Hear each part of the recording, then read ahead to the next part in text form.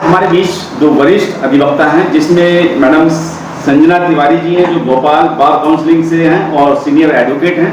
इसके साथ साथ गाजियाबाद बार काउंसिलिंग से हमारे साथ जो है करणलाल अशोक एडवोकेट जी हैं।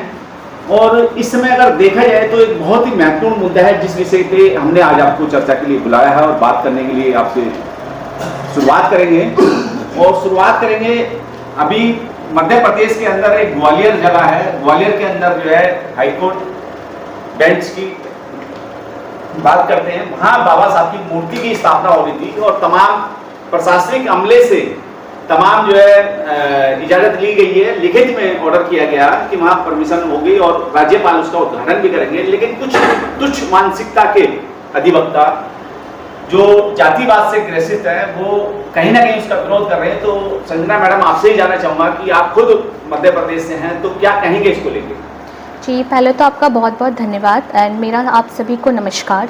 जैसा कि मैं हूँ एडवोकेट संजना तिवारी। इस समय मैं भोपाल बार में प्रैक्टिसिंग एडवोकेट हूँ और उसी मध्य प्रदेश राज्य से आती हूँ जो कि विभिन्न संस्कृति और कला से प्रेरित है।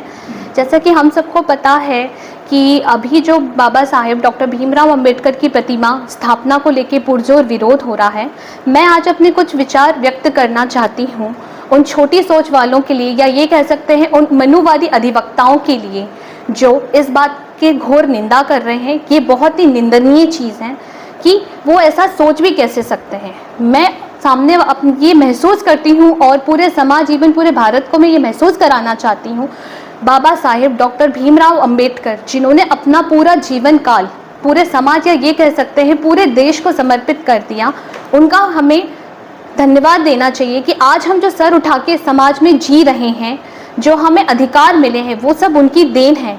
और कानून, मुझे तो शर्म आती है कि अधिवक्ता होकर जो कि कानून की देन, जो कि हम सब जानते हैं कि कानून की देन जो हमें मिली वो कहीं ना कहीं बाबा साहेब डॉक्टर BR अम्बेडकर की वजह से ही मिली।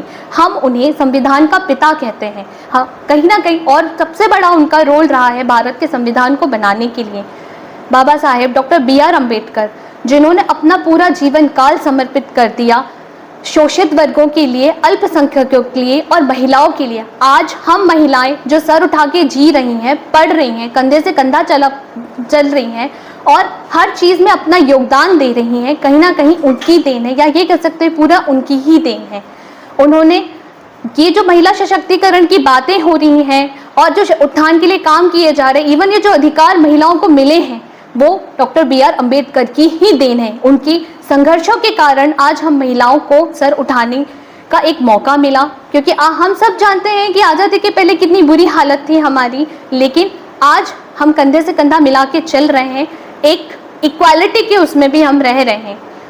इवन हमको तो उनका शुक्रिया अदा करना, श्रमिक वर्ग जो कि समाज में एक अहम भूमिका निभाता है, ठीक है, उनको भी जो राहत मिली है वो कहीं ना कहीं श्रमिक कानून के तहत मिली है, क्योंकि डॉक्टर BR अम्बेडकर ने उनके लिए बहुत बड़ा योगदान दिया, जिसकी वजह से उनको भी कई प्रकार के अधिकार प्राप्त हुए हैं। मैं इस सोच का घोर विरोध करती हूँ। मैडम, जिस तरीके से शुक्ला, मिश्रा, तिवारी या और अन्य कैटेगरी की जो अधिवक्ता हैं, जो पूर्व में जो है वहाँ बार एसोसिएशन के अध्यक्ष रह चुके हैं, आज वो विरोधाभास में हैं, क्या डॉक्टर अम्बेडकर से विरोध है या डॉक्टर अम्बेडकर के संविधान से विरोध है? जी, ये तो उनकी पर्सनल सोच है, क्योंकि हम सब जानते हैं कि डॉक्टर BR अम्बेडकर ने सारे समाज के लिए काम किया, कोई एक वर्ग के लिए नहीं। उन्होंने सारे तबकों, सारी महिलाओं, शोषित वर्ग, इसके अलावा सारी जातियों के लिए काम किया, क्योंकि जो हमारा भारतवर्ष है वो विविधता के लिए जाना चाहता है और हमें संविधान ने ये अधिकार दिए हैं। और जैसा कि हम जानते हैं कि भारतवर्ष एक धर्मनिरपेक्ष, लोकतांत्रिक और समाजवादी संविधान है। कहीं ना कहीं हमें ये सोचना चाहिए कि भाई संविधान में जो कहा गया है वो सुचारू रूप से उसकी वजह से देश चल रहा है। ये उनकी बहुत ही सोच है, कहीं ना कहीं मनुवाद इसकी बहुत बड़ी जड़ है। मैं उनसे ये कहना चाहूँगी, कृपा करके अंधविश्वास और हर चीज़ से बाहर निकलिए, जो भी आपके मन का मैल है उसे धोइए, क्योंकि बाबा साहेब सिर्फ किसी अकेले की नहीं है, वो पूरे भारतवर्ष के हैं। एडवोकेट करणलाल अशोक जी, आप कितना सहमत हैं? मैडम ने अभी जैसे बताया, संजना एडवोकेट जी ने, कि कहीं ना कहीं दूषित मानसिकता के लोग हैं और उनका कहीं ना कहीं उसमें एक दूषित बीमारी है दिमाग की, उससे कहाँ तक सहमत हैं आप? हाँ, सबसे पहले राजकुमार जी, सभी को जय भीम नमो बुद्धाय। मैं मैडम ने जो बताया, मैं इनके जो अक्षरशः सहमत हूँ इनकी बातों से। डॉक्टर अम्बेडकर का योगदान भारत में ही नहीं बल्कि भारत के संविधान के माध्यम से जो मानवता, सत्यता, फ्रेटर्निटी की भावना है जो उन्होंने संविधान में निहित की है, क्योंकि डॉक्टर अम्बेडकर का पूरा जीवन मानवतावाद के लिए ही समर्पित था। व्यक्ति समान हो, स्वतंत्रता हो, फ्रेटर्निटी हो, ये उन्होंने भारत के संविधान में, बल्कि पहले से ही 1916 से जब उनका राजनीतिक जीवन शुरू होता है 1956 तक 40 वर्ष का उस राजनीतिक जीवन में जो उनका योगदान रहा, जो भी उनका योगदान रहा, लास्ट में संविधान की बात जैसे मैडम ने की कि हर वर्ग को उसमें चाहे यूडीएचआर हो, जो यूएनओ के 13 पॉइंट हैं, उनमें से प्रत्येक चीज़ का उन्होंने उसका समावेश संविधान में किया। प्रेमबिल यदि उसकी देखें तो समानता पर, समानता सत्ता के आधार पर है। ऐसी स्थिति में पहले भी जैसे 26 नवंबर 2023 को सुप्रीम कोर्ट में माननीय जो चीफ जस्टिस हैं महोदय चंद्र साहब, उनकी अध्यक्षता में समिति गठित करके सुप्रीम कोर्ट में डॉक्टर अम्बेडकर की मूर्ति की स्थापना हुई, सब जानते हैं। और जो विचारधारा भारत में है मुख्य रूप से एक मनुवादी विचारधारा है, दूसरे अम्बेडकराइट और संविधान की विचारधारा है। तो हमें ये सोचना है, भारत के लोगों को हमें संदेश देना है, कन्वे करना है कि आप किस विचारधारा को फॉलो करते हो। आप एक डिस्क्रिमिनेशनवादी, एक मनुवादी व्यवस्था को, मनुस्मृति की विचारधारा को से सहमत हैं या डॉक्टर अम्बेडकर की और संविधानवादी विचारधारा से सहमत है। संविधानवादी व्यवस्था प्रत्येक व्यक्ति को राइट टू वोट मिले, प्रत्येक अधिक को समान विचार मिले और देश के योगदान में from the bottom to top, देश के योगदान में प्रत्येक व्यक्ति की, चाहे वो किसी भी लिंग भेद, आर्टिकल 14 में जो कहा गया उसके अनुसार जो है प्रत्येक व्यक्ति को भागीदारी मिले, ये संविधान कहता है। मनुस्मृति ऑन द डिस्क्रिमिनेशन पर आधारित है, जहाँ महिलाओं को, जहाँ एक वर्ग जहाँ पे गया ब्राह्मण, क्षत्रिय, वैश्य, शूद्र, जहाँ उन पर कहा गया उनके अलग अलग, यदि हम न्याय की बात करें, यदि उसमें जो मनुस्मृति में जो लिखे उल्लेख हैं वो सब जानते हैं उसमें, तो यदि मनुस्मृति को होता है तो वो पूर्णतः एक अमानवतावादी और डिस्क्रिमिनेशनरी के आधार पर है और संविधान जो है हमारा इस समानता के आधार पर। तो जब वहाँ पर स्थापित की जाती है तो मध्य प्रदेश के कुछ लोग, कुछ देखिए सत्ता में, स्पष्ट रूप से यदि मैं कहूँ कि सत्ता में, बल्कि बहुत सारे स्टेट्स में और हमारी केंद्र सरकार में, हमारी महाराष्ट्र सरकार में बहुत सारी सत्तारूढ़ पार्टी जो है हमारी, स्पष्ट रूप से यदि मैं कहूँ तो वो जो है ऊपर से संविधान की बात करते हैं और बाद में जो उनका एजेंडा है मनु की स्मृति को लागू इम्प्लीमेंट करने का, दूसरी तरफ से वो काम कर रहे हैं। स्पष्ट रूप से वो कहना नहीं चाहते, लेकिन जब मध्य प्रदेश की बात है, देखिए चीफ जस्टिस की अध्यक्षता में उन्होंने अनुरोध किया कि यहाँ पीठ होने जा रही है और डॉक्टर अम्बेडकर की प्रतिमा को स्थापित करने जा रहा है। वहाँ के लोग, वहाँ के माननीय कैंस साहब जो chief justice of Madhya Pradesh है, उनके पास गए और प्रेजेंटेशन उन्होंने दिया कि हम अपने पैसे से वहाँ लगाना चाहते हैं। उनका ठीक है, कोई बात नहीं, सुप्रीम कोर्ट में लगी, आप चाहते हैं। न्यायालय में यदि डॉक्टर अम्बेडकर की मूर्ति नहीं लगेगी तो कहाँ लगेगी?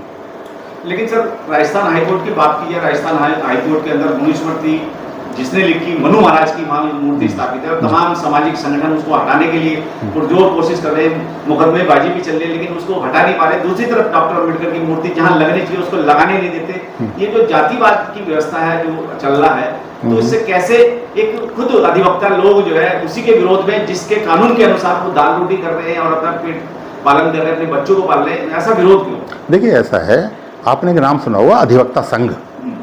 अधिवक्ता संघ जो है कुछ ऐसे लोगों का है जो कहने को अधिवक्ता हैं, लेकिन उनकी विचारधारा जो आइडियोलॉजी है वो मनुस्मृति की, वो कहीं ना कहीं से उस व्यवस्था को पुनः स्थापित करना चाहते हैं। क्योंकि जो मनुस्मृति का जो विरोध है, एक विचारधारा अम्बेडकराइट विचारधारा है, दूसरी मनुस्मृति की विचारधारा है। यदि दोनों में कंटेस्ट है तो, क्योंकि मनुस्मृति और जो असमानता वाली विचारधारा है उससे लड़ने का एकमात्र यदि उद्देश्य है तो कोई तरीका है तो अम्बेडकराइट विचारधारा का है और संविधान की विचारधारा का है। अब आप देखिए, एक तरफ यहाँ के भारत के जो CJI हैं वो विजिट करते हैं पहली बार महाराष्ट्र का, चूँकि उन्होंने स्पष्ट 3 बातें उन्होंने स्पष्ट रूप से कही। उन्होंने कहा कि मैं संविधान सर्वोच्च है, लेकिन हमारे भारत के जो उपराष्ट्रपति हैं वो कहते हैं कि वो जजेस जो है वो अकाउंटेबल नहीं है जनता के, लेकिन जब उसे रिव्यू का अधिकार है, उन्हें अधिकार है उसको संविधान की समीक्षा का, है ना। तो उन्होंने 2 बात की। उन्होंने कहा पहला दलित और बौद्ध CJI बने हैं। जब पहली बार वो वहाँ जाते हैं तो और तो कुछ नहीं कर पाते, लेकिन प्रोटोकॉल के तहत जो सत्ता है, जो वहाँ की सत्ता है, जो पेशवाई सत्ता है, पेशवाओं के जो वारिशान हैं वहाँ के लोग, तो वो सत्ता तो आज उन्हीं के पास है, तो उन्होंने सोचा कि हम इन्हें दूसरी तरीके से उन्हें इंगित करने का प्रयास करते हैं, सत्ता हमारे पास है। जब वहाँ चीफ जस्टिस विजिट करते हैं, ये मैं डिस्ट्रिक्ट कमिश्नर की बात बता रहा हूँ, जब विजिट करते हैं तो वहाँ के चीफ सेक्रेटरी, वहाँ के कमिश्नर ऑफ पुलिस, वहाँ के जो है वो जो डीजीपी हैं, वहाँ कोई नहीं आता प्रोटोकॉल के। जब उन्होंने इसको समारोह में उन्होंने जब इसकी बात की तो अगले जब चैत्य भूमि में वो लोग गए तब वो तीनों थे, जबकि पहले वो लोग नहीं आए। तो वो ये कहना चाहते हैं कि भले ही आप चीफ जस्टिस ऑफ इंडिया बन गए हैं, लेकिन हमारी विचारधारा वही है और हम इसको लागू करना चाहते हैं, येन केन पिरकेन। तो ठीक कहा आपने, वो बात संविधानिक करते हैं, रोजी रोटी उनकी चलती है, लेकिन उस विचारधारा को इंप्लीमेंट वो करना चाहते हैं जो उनका एजेंडा है, जो नागपुर से जो संपादित होता है, जो आदेश वहां से दिए जाते हैं। एडवोकेट संजना तिवारी जी हमारे साथ हैं, एक बार फिर आपकी तरफ चलते हैं और हम आपसे इतना भी और जानना चाहेंगे, आप जिस जगह से बिलोंग करते हैं मध्य प्रदेश में, जातिवाद को देखा जाए तो जातिवाद का जहर कहीं ना कहीं बहुत ज्यादा कूट के भरा हुआ। आप खुद एक महिला है और महिलाओं के साथ तो शोषित पीड़ित वंचित समाज की जो महिलाएं उनके साथ वो शोषण अत्याचार भी होता है। तो कहीं ना कहीं डॉक्टर अम्बेडकर के कानून की धज्जियां अगर उड़ाई जा रही हैं तो कहीं ना कहीं मध्य प्रदेश उसमें सबसे नंबर 1 है आज की तारीख में। आपका क्या कहना है इस विषय को लेकर? जी, मेरा सिर्फ इतना कहना है कि कम से कम जो सरकार है और जो अधिवक्ता हैं, जिन्होंने पूरी मनुवादी सोच अपने उस पर हावी करी है, क्योंकि मैं खुद एक ब्राह्मण समाज से आती हूँ और कहीं ना कहीं मैं इसका पुरजोर विरोध करती हूँ। मैं उनसे सिर्फ ये कहना चाहूँगी कि हमारे पास और भी ऐसे विषय हैं जिन पे हमें गौर करना चाहिए, खासकर जो महिलाओं, जैसे मध्य प्रदेश है, अगर हम देखेंगे हमारा राज्य काफ़ी पीछे है। अगर हम देखा जाए ना तो वहाँ पे इतना ज़्यादा एम्प्लॉयमेंट है, ठीक है, और आदिवासी बहुल जिला होने से आदिवासियों का उत्थान भी उस प्रकार से नहीं हो रहा है जिस प्रकार से सरकार को करना चाहिए। जैसा कि हमारे सीनियर काउंसिल ने बोला कि अधिवक्ताओं का क्या काम होता है कि भाई हम कानून के क्षेत्र में एक अपना बहुत बड़ा योगदान दें। कानून क्या है, समानता की बात करता है। तो मैं उनसे सिर्फ इतना कहना चाहूँगी कि आप जो सही चीज़ें हैं उन पर अपना विचार व्यक्त करें। क्या समाज में बुराइयाँ हैं, हमें उनको देखना चाहिए। जैसे महिलाओं के प्रति क्या काम होना चाहिए, कहाँ सुरक्षा में चूक हो रही है, एम्प्लॉयमेंट क्यों नहीं हो रहा है, इन छोटे छोटे चीज़ों में अगर हम अपना वक्त ज़ाया करेंगे तो हम किसी राज्य क्या, हम किसी भी देश को आगे नहीं ले जाएंगे। और हमको अम्बेडकर जी का दिल से शुक्रगुजार होना चाहिए कि जो महिला सशक्तिकरण हो रहा है, जो अधिकार महिलाओं को मिले हैं, उनका अम्बेडकर जी का कहीं ना कहीं बहुत बड़ा योगदान रहा है। क्योंकि हम सब ये जानते हैं कि मध्य प्रदेश जो मऊ जिला है वो जन्म स्थली रही है अम्बेडकर जी की। तो हमें इस बात पर गर्व होना चाहिए कि भाई ऐसे पुरुष, ऐसे महान पुरुष वो हमारे खुद के राज्य से निकले हैं। इस बात को हमें गर्व होना चाहिए, ना कि विरोध होना चाहिए। और मैं तो इस बात का भी पुरजोर समर्थन करती हूँ कि जिला न्यायालय, ग्वालियर हाईकोर्ट में क्या, हर जिला न्यायालय में, हर जनपद, इवन हर यूनिवर्सिटी में अम्बेडकर जी की मूर्ति की स्थापना होनी चाहिए, ताकि लोग उन्हें समझें, उन्हें जानें, उनके योगदान को पीढ़ी दर पीढ़ी याद रखें। और मैं आने वाली पीढ़ी से भी ये रिक्वेस्ट करती हूँ कि आप अपनी विचारधारा बदलें, मानवतावाद का साथ दें, क्योंकि बाबा साहेब डॉक्टर भीमराव अंबेडकर समानवादी सोच के थे, मानववादी थे, बजाय पाखंड, ढोंग, जातिवादी, क्योंकि इसमें कुछ नहीं रखा है। हम अपने हाथों से हमारा भविष्य खराब कर रहे हैं। तो मैं आने वाली पीढ़ी से और अपने वरिष्ठ अधिवक्ताओं से और खासकर मनुवादी सोच के अधिवक्ताओं को ये चेतावनी देती हूँ और बाकी के तत्वों को कि कृपा करके सुधर जाएं, संविधान का अच्छे से अध्ययन करें। कहीं ना कहीं उनके अध्ययन में कमी है और जानें कि हमारा राष्ट्र क्या है और बाबा साहिब डॉक्टर BR अम्बेडकर ने हमें क्या दिया है। और मैं ऐसे महान पुरुष को मेरा नमन है और ऐसी पुरजोर जो छोटी सोच है मैं उसका पुरजोर घोर विरोध करती हूँ। एडवोकेट करणलाल अशोक जी, आखिर में चलते चलते आपके विचार और जानना चाहेंगे, क्या लगता है ऐसे अधिवक्ताओं का लाइसेंस कैंसिल कर देना चाहिए जो डॉक्टर अम्बेडकर की खिलाफत में खड़े हैं, उनको बार काउंसिलिंग से बाहर निकाल देना चाहिए? उनके खिलाफ क्या ऐसा कानून के अंदर कोई प्रावधान है कि उनके ऊपर ऐसी प्रक्रिया की जाए? देखिए, सबसे पहले तो मैं जो हमारे जूनियर अधिवक्ता हैं इनका मैं समर्थन करता हूं।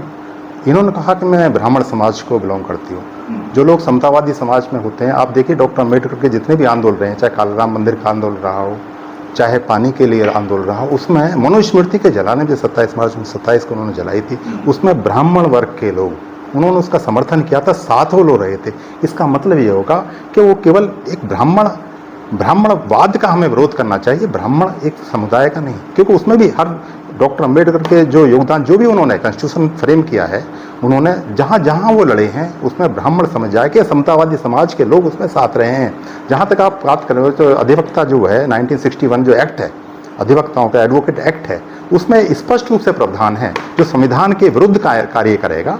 उनमें बहुत सारे प्रोविजंस हैं कि उस पर जो है उसमें एक्शन लिया जा सकता है। लेकिन बात वही है कि एक्शन लेने वाले लोग, आप मध्य प्रदेश का जो मंत्री जी का है, उन्होंने जो बात कही है वो बिल्कुल स्पष्ट है। मंत्री पद नहीं गया उनका, कोई एक्शन नहीं हुआ। सुप्रीम कोर्ट ने भी उसमें कहा है, हाई कोर्ट ने भी उसमें कहा, और इतनी कड़ी टिप्पणी उसमें की है कि गटर की भाषा का प्रयोग किया है। आज तक वो मंत्री बने हुए हैं। जो दूसरे सज्जन हैं उन्होंने कुछ कमेंट्स किया है, वो अभी जेल में है, आप समझते हो, क्योंकि सत्ता उनके हाथ में है। तो इसलिए अब मैं दो जिक्र करना चाहूँगा। 90 वर्ष पुरानी एनिलेशन ऑफ द कास्ट जब उन्होंने लिखा है डॉक्टर अम्बेडकर ने, 90 वर्ष पुरानी है।